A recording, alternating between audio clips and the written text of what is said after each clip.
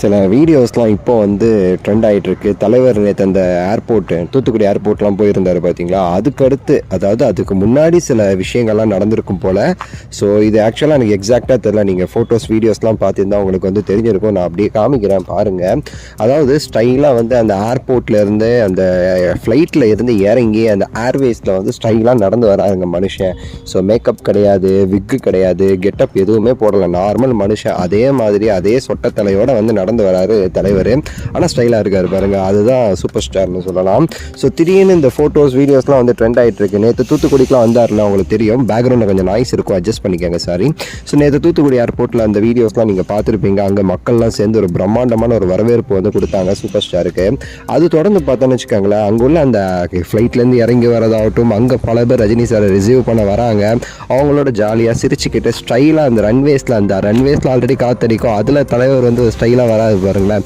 So அது இன்னுமே பார்க்குறதுக்கு வந்து என்னையா அதை மேன் ஆஃப் ஸ்டைலுன்னு சொல்லிட்டு சும்மாவா சொல்கிறாங்க அவரை? உண்மையாகவே அந்த ஸ்டைலு அப்படி இந்த ஸ்டைலோட பிறந்தவர் அப்படிங்கிற மாதிரியே நமக்கு வந்து இருக்குது. அந்த ஃபோட்டோஸ்லாம் பார்க்கும்போது அவ்வளோ சூப்பராக இருந்துச்சு சொல்லலாம். ஆக்சுவலாக வேட்டையன் படத்துடைய ஷூட்டிங்காக தான் ரஜினி சார் வந்து போயிருக்காரு, இந்த ஷூட்டிங்கு எல்லாமே. ஸோ இப்போ வந்து பார்த்திங்கன்னா தூத்துக்குடிலாம் போய் கன்னியாகுமரி தான் ஆக்சுவலாக அவர் போக வேண்டிய இடம். கன்னியாகுமரிக்காக தான் வந்து தூத்துக்குடி வந்து போயிருக்காரு. ஸோ அப்படியே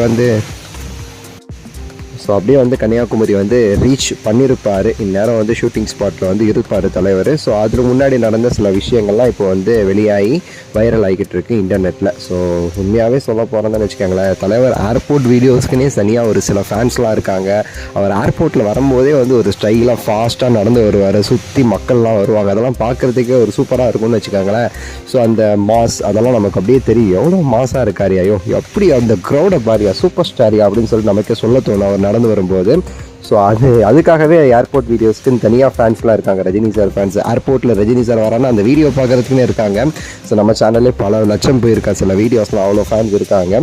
அதே மாதிரி தான் இந்த ஃபோட்டோஸ் வீடியோஸை பார்க்கும்போது நமக்கு வந்து தோணுச்சு. உங்களுடைய கருத்தை சொல்லுங்கள், லைக் பண்ணுங்கள், ஷேர் பண்ணுங்கள், சப்ஸ்கிரைப் பண்ணுங்கள். அடுத்த வீடியோவில் சந்திக்கின்றேன். நன்றி, வணக்கம், மகிழ்ச்சி.